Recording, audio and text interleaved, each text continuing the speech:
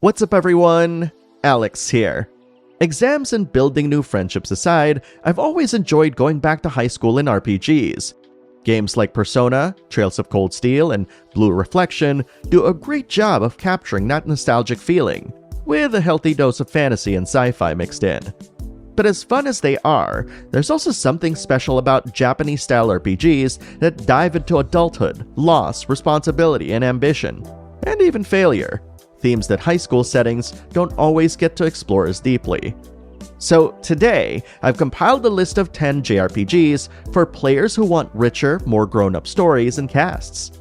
And just to be clear, this isn't about hating on high school JRPGs. It's about expanding the genre and recognizing that we, as players, can grow up too. While this list mostly focuses on older JRPGs, it would feel wrong not to include the very game that inspired this video in the first place, Clair Obscur Expedition 33. I know it's brand new and maybe it's a little unfair to place it alongside games that have stood the test of time. But when a turn-based JRPG earns critical acclaim and fan praise this quickly, and delivers a full experience that lives up to its promise, it absolutely deserves to be recognized. While Clair Obscur Expedition 33 might not have a true AAA budget, its stunning presentation, emotional storytelling, and strategic gameplay capture the kind of magic we haven't seen since Lost Odyssey. Set in an alternate Belle Epoque Paris, the game explores heavy themes of mortality and legacy, in a world where a supernatural entity erases lives every year by painting a number. And while the expedition's team includes characters of various ages, some young like Mael, the tone skews unmistakably adult, focusing on grief, hope, and the fight against inevitability. With its smartly layered combat, breathtaking world design, and emotionally charged story, Clair Obscur Expedition 33 isn't just one of the highest rated JRPGs in recent memory. It's a reminder that mature, emotionally resonant JRPGs still have the power to move us. Next up is a game that simply wouldn't feel right if the cast were mostly kids or young teens. It dives deep into political drama, tackling heavy subjects like religious persecution, class disparity, and systemic corruption. I'm talking, of course, about Final Fantasy Tactics. Despite being a side game, it's one of the most celebrated Final Fantasy titles ever made, and one of the first to treat players like smart, capable thinkers, unfolding its complex story without ever holding your hand. Set in the land of Ivalice, the game's intricate web of alliances, betrayals, and shifting loyalties can be tough to follow at times. But that's the part of what makes it so rewarding. It trusted players to keep up, something that was rare for the era.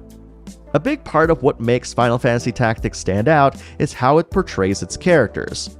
Compared to the lighter fare of many JRPGs of its time, its cast feels raw, flawed, and deeply human. One aspect I think that doesn't get enough credit is how the game uses time skips. While the protagonist starts off relatively young, we see them harden and mature over the years, both emotionally and physically, as the story unfolds.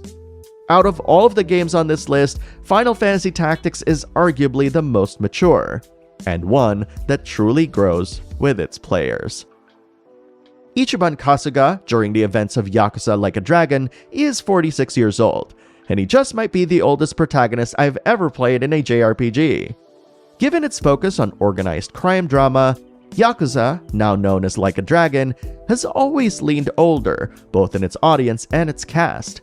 And while young characters do pop up here and there, the stories are mostly about grizzled old men fighting for their place in the criminal underworld.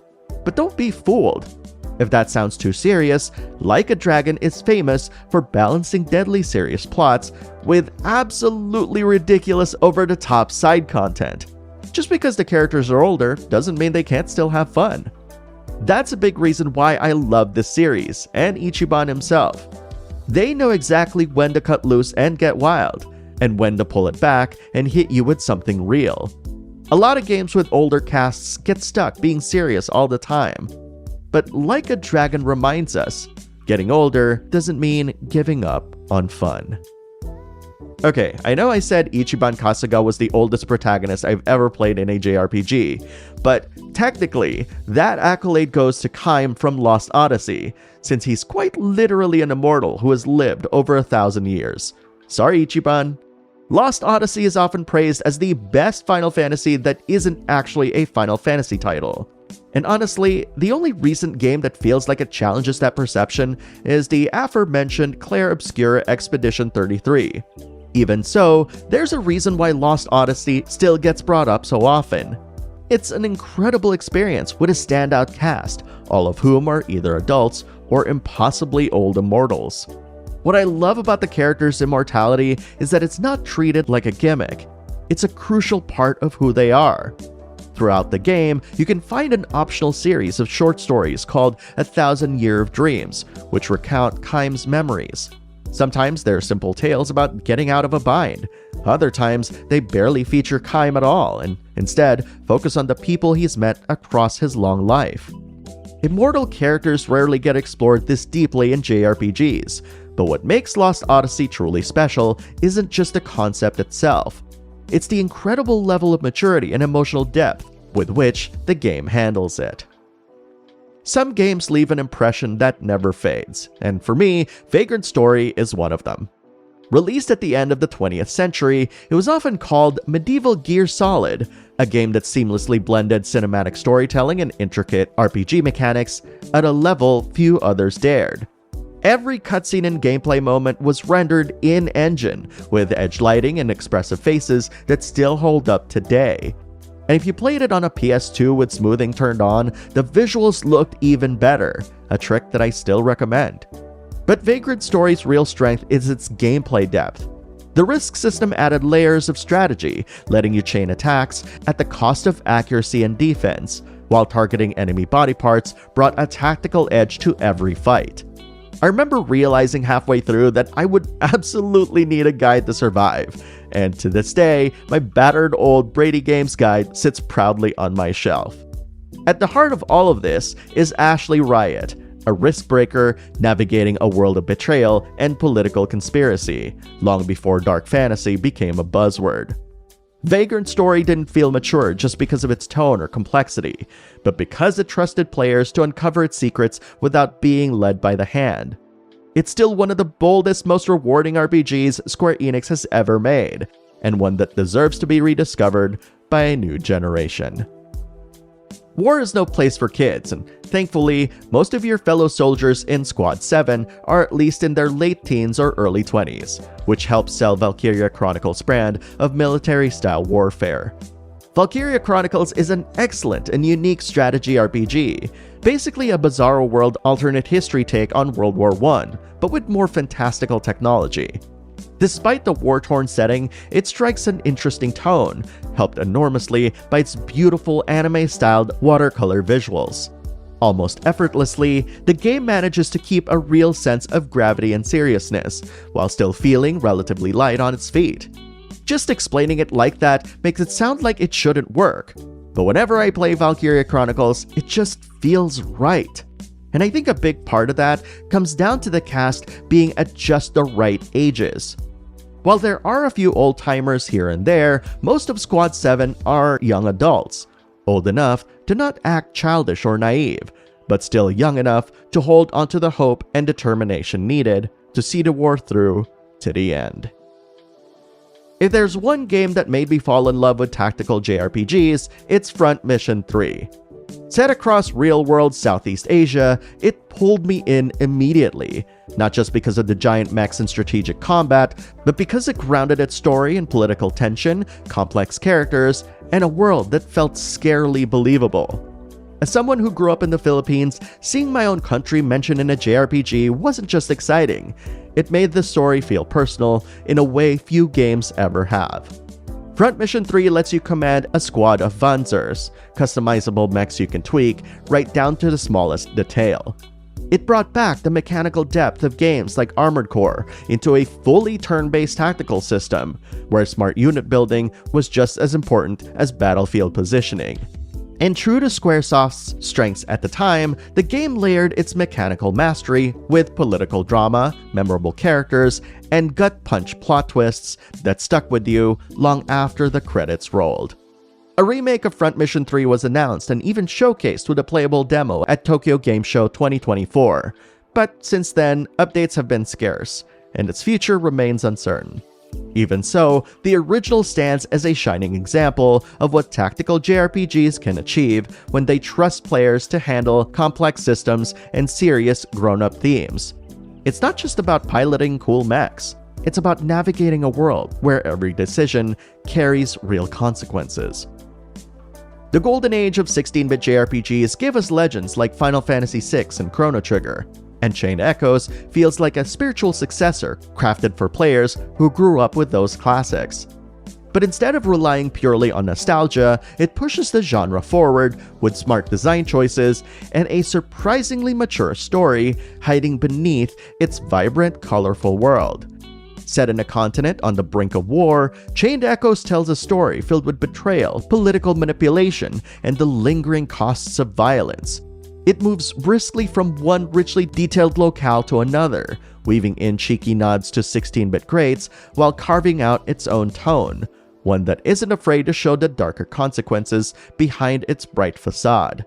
Its overdrive battle system encourages thoughtful aggression, ditching traditional experience grinding in favor of a skill-focused growth, making every fight feel sharp and strategic. Developed by a single person, Chained Echoes is a testament to how reverence for the past can fuel something bold and new. It's a rare modern JRPG that captures the spirit of adventure, consequence, and emotional depth that made so many of us fall in love with the genre in the first place, and it more than earns its place alongside the greats. When it comes to blending beautiful 2D artwork with smart, ambitious gameplay, few studios can match Vanillaware.